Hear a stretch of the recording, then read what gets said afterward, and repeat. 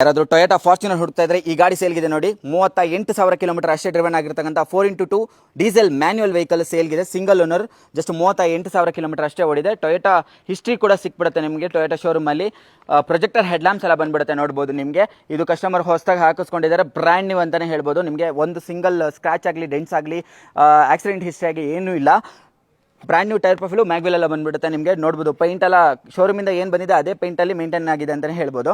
HR registration vehicle ಆಗಿರುತ್ತೆ ನಿಮಗೆ. ವಿದ್ Karnataka 16.5 lakh customer ಹೇಳ್ತಾ ಇದ್ದಾರೆ. ಹೆಚ್ಚು ಕಡಿಮೆ ಆಗುತ್ತೆ, ಆನ್ ಟೇಬಲ್ ನೆಗೋಷಿಯಬಲ್ ಕೂಡ ಮಾಡಿಕೊಡ್ತಾರೆ. ನಿಮಗೆ ಲೋನ್ ಬೇಕು ಅಂದರೆ ಲೋನ್ ಕೂಡ ಆಗಿಬಿಡುತ್ತೆ ನಿಮಗೆ.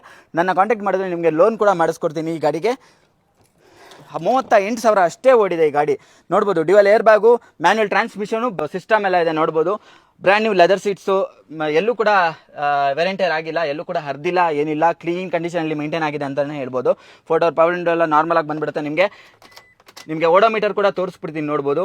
38,477 ಕಿಲೋಮೀಟರ್ ಅಷ್ಟೇ ಓಡಿರ್ತಕ್ಕಂಥ ಫಾರ್ಚುನರ್ ಇದು. ಸಿಂಗಲ್ ಓನರ್ ವೆಹಿಕಲ್ ಆಗಿರುತ್ತೆ.